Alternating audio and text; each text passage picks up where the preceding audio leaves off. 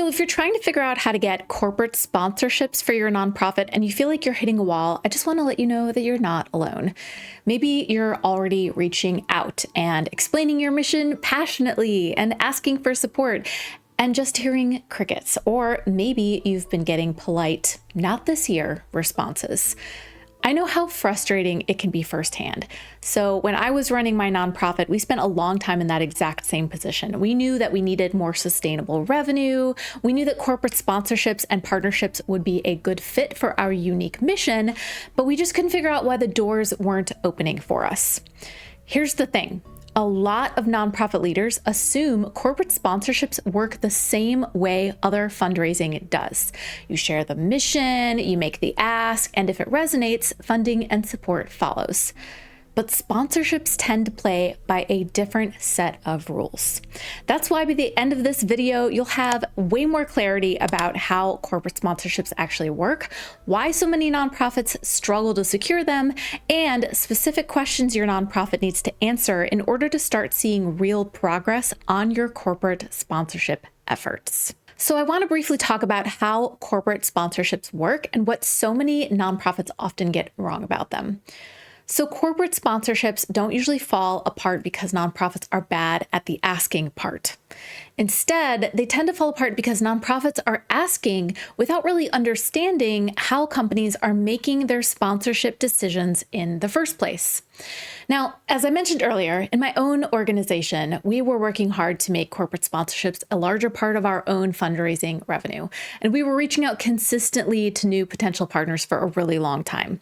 We would connect to a company, present our mission, and make the ask, and then not much would really happen. Now, not every time. Sometimes we'd get lucky, but it was happening often enough that we started asking ourselves, what are we missing here? What eventually became clear was this: we were doing a good job explaining why our mission mattered, but we weren't doing a good job explaining why the partnership would make sense from the company's perspective.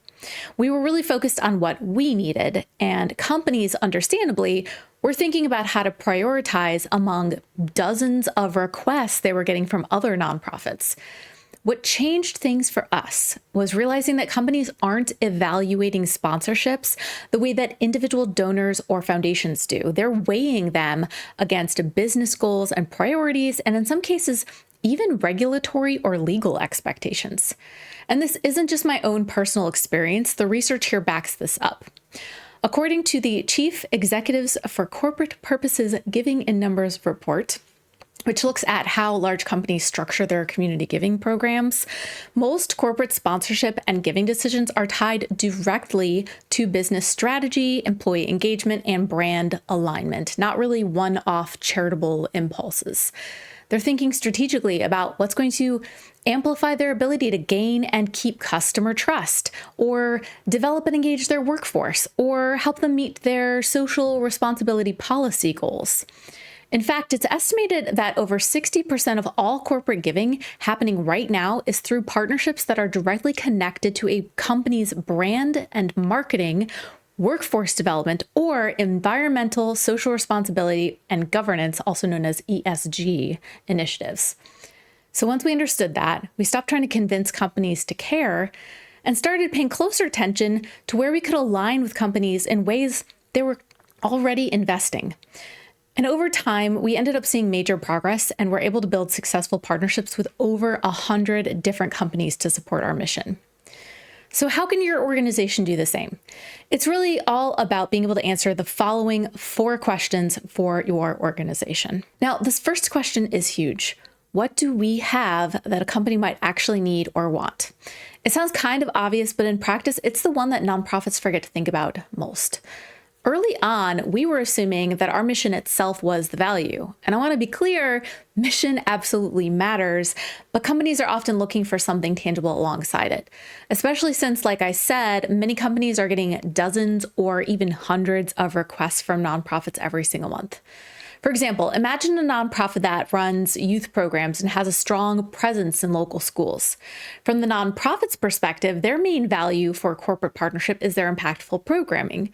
But from a company's perspective, the value might be trusted visibility in your organization's networks, alignment with your strong reputation, or even volunteer opportunities that employees feel good about participating in. Or take a nonprofit that hosts large community events. What they may be offering without fully realizing it is audience reach and brand association, two things that companies already pay for in other contexts. In general, here are some common assets companies care about to include when assessing sponsorship requests.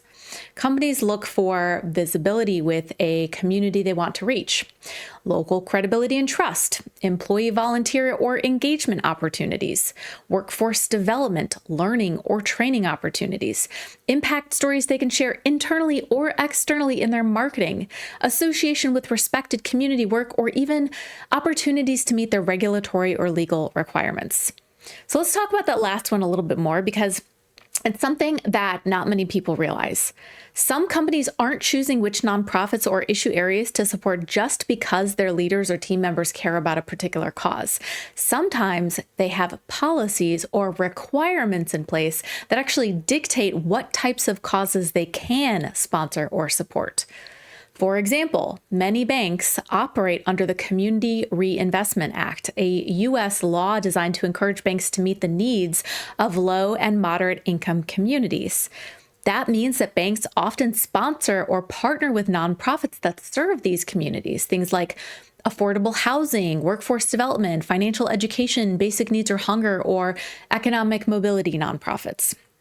Now, in another example, companies that participate in efforts like 1% for the planet or pursue B Corporation certification must meet expectations around social and environmental impact. Now, I do want to address one thing here, though, that you need to be aware of when considering how to shape a mutually beneficial sponsorship partnership with a company. And this is more of a guardrail than a roadblock, but you should know that nonprofits do have to follow IRS rules around how mutual benefit in these partnerships can work. So in simple terms, sponsorships are allowed and recognition is allowed, but nonprofits cannot provide excessive private benefit to a company in exchange for funding. Sponsorships have to follow IRS rules around, for example, the way you acknowledge your sponsors. You can provide a neutral thank you like, "Thanks for sponsoring this project, company ABC," but you can't explicitly advertise for or promote the company by saying something like, "We love this company's products," or "This company is offering 10% off." This doesn't mean you can't create genuine value for a company as part of your partnership. It just means that value has to stay within these reasonable, mission-aligned boundaries and can't veer off into straight-up advertising territory.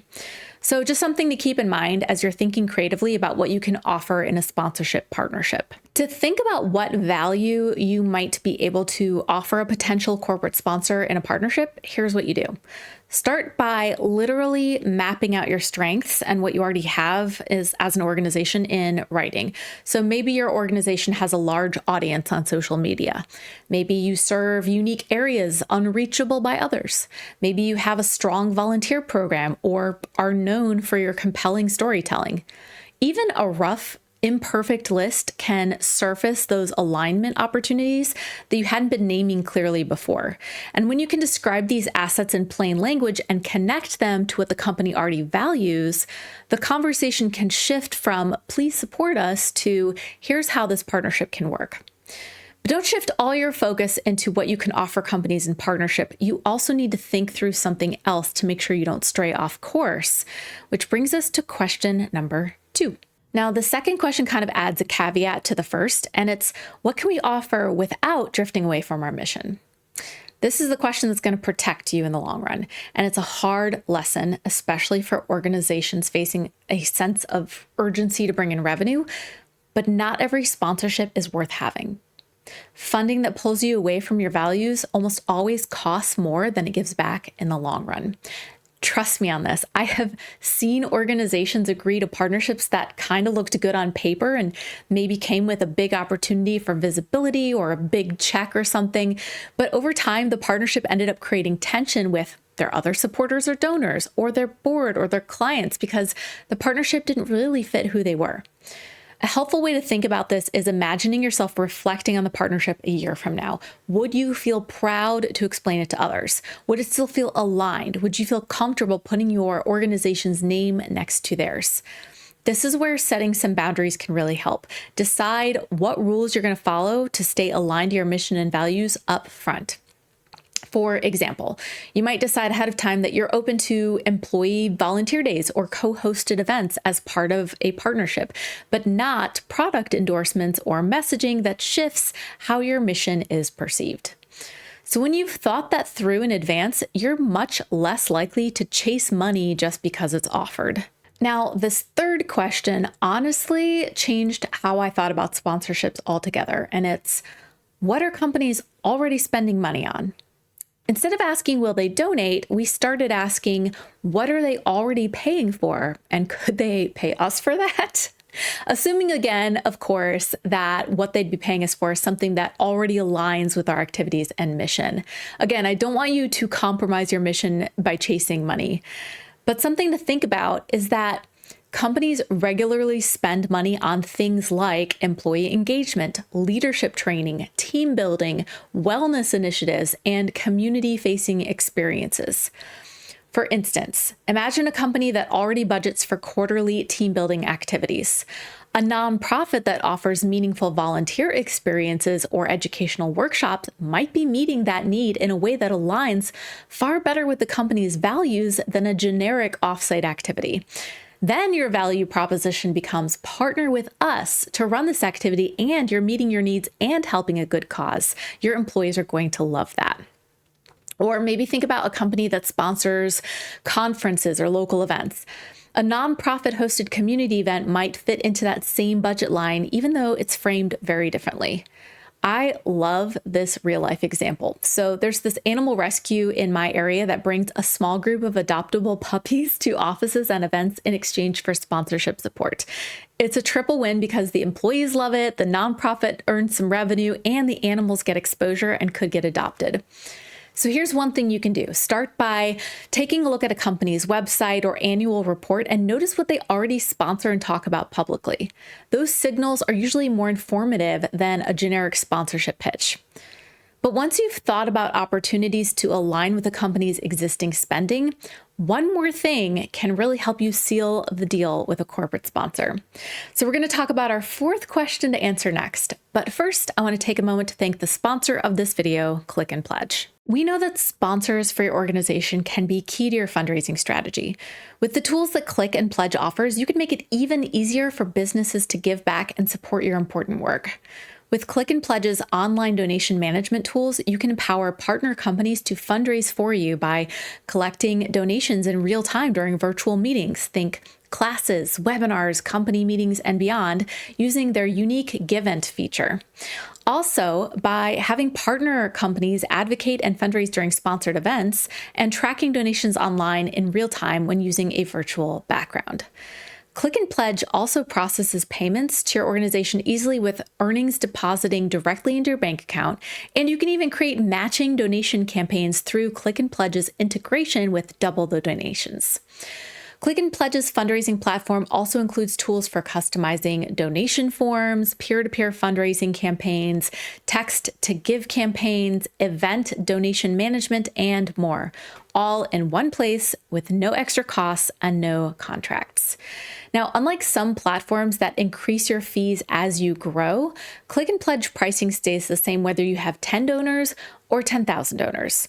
So you can use the QR code and link in the description to check out Click and Pledge, book a demo, and get your first $25 monthly fee waived. So let's talk about our fourth question.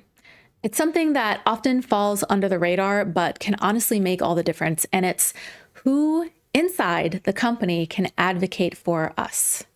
The secret is that most corporate sponsorships don't start with a cold email. They start with a human being, someone on the inside. Employees who already care about your work are your strongest internal champions. They understand the culture, the approval process, and how to get an opportunity in front of the right decision makers. For example, a volunteer who loves your organization might casually mention it to a manager or forward an internal call for sponsorship ideas your way. That's very different from your email landing cold in a general inbox to be ignored by some executive assistant. Employee-driven initiatives can play a huge role in where companies ultimately direct their community investments. But don't worry if you don't have any internal champions yet. You can start by asking around your board, your volunteers, and your community connections to learn about where your existing networks work. See if they'd be willing to share what they know about their company's internal giving and sponsorship processes. Then when the time is right, ask if they might do something small, like make an introduction or forward your sponsorship information to the right person, or even get you hooked up to do a presentation for the company's leadership. When you stop asking, why won't companies support us? And start asking, where does our work naturally intersect with what they already care about and invest in?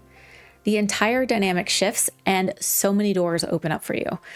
So before your next outreach to a potential corporate sponsor or partner, it's worth spending 20 minutes answering these 4 questions honestly for your organization.